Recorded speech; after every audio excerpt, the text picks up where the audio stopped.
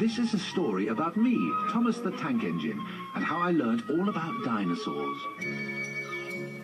One afternoon, James, Percy and Thomas were waiting in their shed for their drivers to collect them. "I wonder what we will be doing this afternoon," said James. "I've had quite enough excitement for one day," said Percy. Thomas and James looked at him. "Why?" they asked. "Because I saw a dragon today," he announced. James and Thomas gasped in disbelief. "Dragons breathe fire and eat engines," Percy added knowledgeably. Thomas wasn't quite sure whether to believe Percy or not. However, the next day he had just left the junction with Annie and Clarabel when he saw an enormous animal standing beside the line. It wasn't like any animal he had ever seen before. It was so tall that it towered above the trees and had a long, curved neck. "I wonder what that is," Thomas thought to himself. Then he remembered the conversation he had had with Percy the day before. "That must be Percy's dragon," he thought. He looked at the strange animal again. It wasn't breathing fire, as Percy had described. After some consideration, Thomas decided that the dragon must be asleep. Annie and Clarabel were chattering noisily as usual. "Shh," said Thomas in a loud whisper. "You might wake the dragon." "Dragon? What's a dragon?" asked Annie and Clarabel. "Don't you mean wagon?" "I mean dragon," said Thomas, whispering firmly. "They eat naughty carriages, you know." Annie and Clarabel were silent for the rest of the journey. At the top station, Thomas drew to a halt. He was met by the fat controller who was standing on the platform. "Oh, sir," piped up Thomas excitedly, "you'll never guess what I've just seen in the field." "No time for that now, Thomas," the fat controller interrupted. "I have another job for you. There is an emergency," he said. Whatever could it be? Wondered Thomas and his driver. "Hurry now, there's no time to lose," continued the fat controller. "I would like you to take a flat truck to the junction for a special train." "But, sir," said Thomas earnestly, "what about my passengers?" "I've already arranged for Daisy to take them," insisted the fat controller. "Now be quick, Thomas. I'm depending on you." With that, Annie and Clarabel were uncoupled and shunted into a siding, whilst Thomas and his driver went immediately to collect the flat truck. When they reached the junction, Thomas's driver called out to a signalman who was waiting for them. "Where are we to go with this flat truck?" he asked. The signalman shouted his reply and pointed. "But that's where the dragon is," said Thomas anxiously.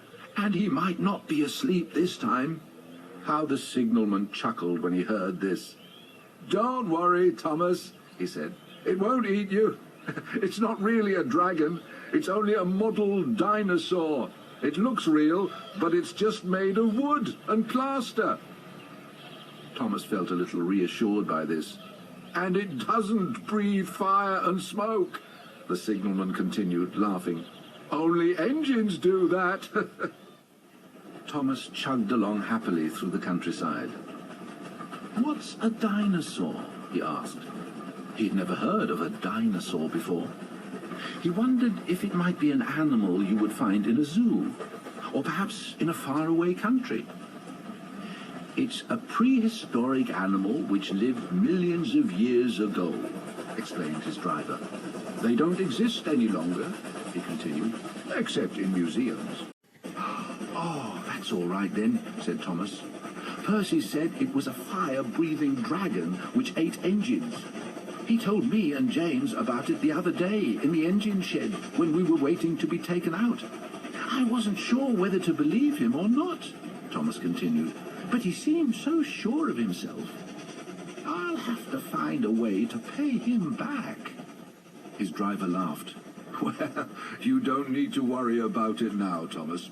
That dinosaur is an exhibit for a new show near the top station," he said. "The lorry carrying it broke down, so we've got to take it instead." How exciting, said Thomas, starting to understand at last. So that's why we needed a flat truck. When they reached the dinosaur place, 3 workmen were busy. Look at those men, called Thomas. The workmen had climbed carefully onto the dinosaur's huge, humpy back and were fixing strong chains around the model. When they had secured the chains tightly, 2 men climbed down from the dinosaur, leaving the foreman balanced on the dinosaur's back.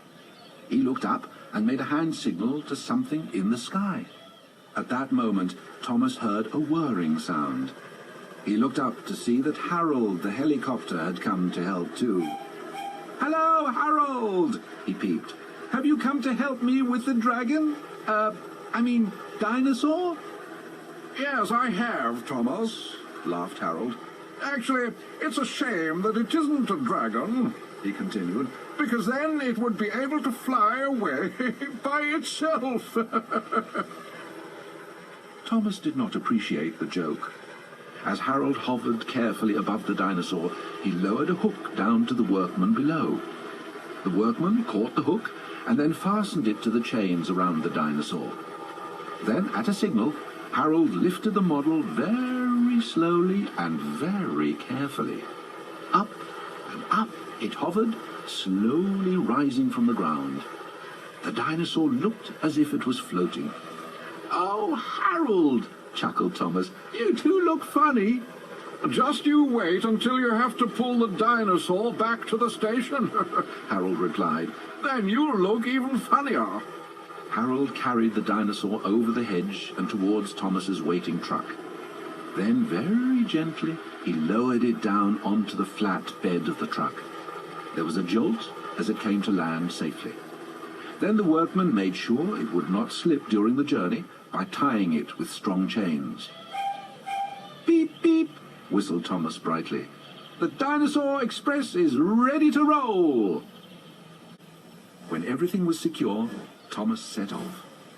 He was surprised to find that the dinosaur was very light, so he had an easy run. Children who were playing nearby ran to wave as he passed by with his unusual load. Thomas felt rather proud as he chugged along. "I'll be the only engine in the shed to have carried a dinosaur," he thought. "That should keep old Gordon quiet for a day or two." It was certainly one of the strangest loads he had ever been asked to carry, and it was causing quite a stir. On their route, at the middle station, they met Percy coming in the opposite direction. "Time to pay Percy back," thought Thomas to himself. Poor Percy did look frightened when he saw what Thomas was carrying on his truck. "Thomas," he called out in a trembly voice, "there is a dragon on your back. Watch out!" Thomas laughed. "Don't worry, little Percy," he boasted. "Your dragon won't eat me. I've tamed him and trained him not to eat blue engines. He still eats green ones, though," he added mischievously. "Oh, replied Percy. "Don't see many of those round here." And he scuttled off, terrified, to tell Henry and Duck.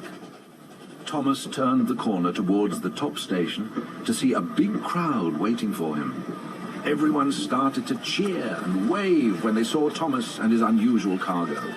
The Fat Controller was there too, and the crane from the breakdown train was standing close by. Thomas did feel special.